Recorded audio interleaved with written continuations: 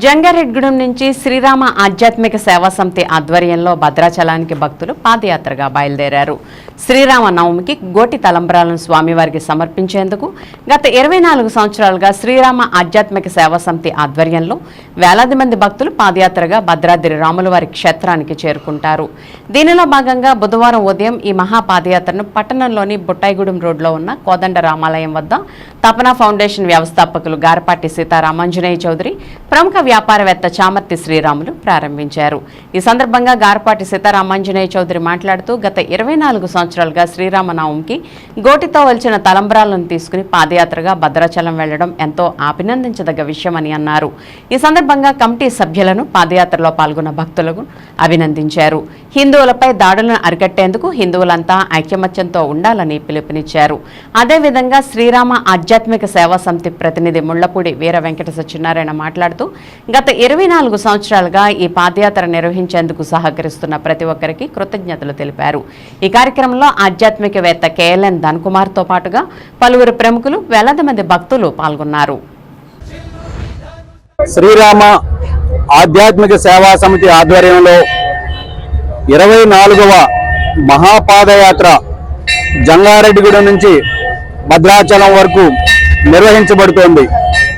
ఈ మహాపాదయాత్రలో అనేక వేల మంది భక్తి శ్రద్ధలతో గోటితో ఒలిచిన తలంబ్రాలు జంగారెడ్డిగూడెం నుంచి భద్రాచలం వరకు తీసుకువెళ్ళబోతున్నారు.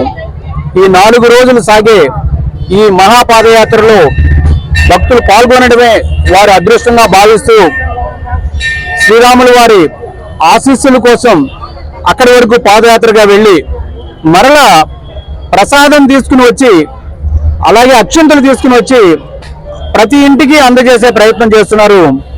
ఈ ప్రయత్నం గత 24 సంవత్సరాలుగా జరుగుతోంది. మన అందరం కొనియాడవలసిన సందర్భం ఇది. అదేవిధంగా హిందూ సమాజం మీద అనేక చోట్ల అనేక విధాలుగా జరుగుతున్న దాడులను మనం దృష్టిలో పెట్టుకుని హిందువులందరూ కులాలకి, వర్గాలకి, పార్టీలకి అతీతంగా అందరూ కూడా సంఘటితంగా ఉండాలి. హిందువులందరూ బంధువులే. మన ధర్మంలో మనం బాగుండాలి, అందరూ బాగుండాలి, వారిలో మనం ఉండాలి అనుకునే భావన మనది.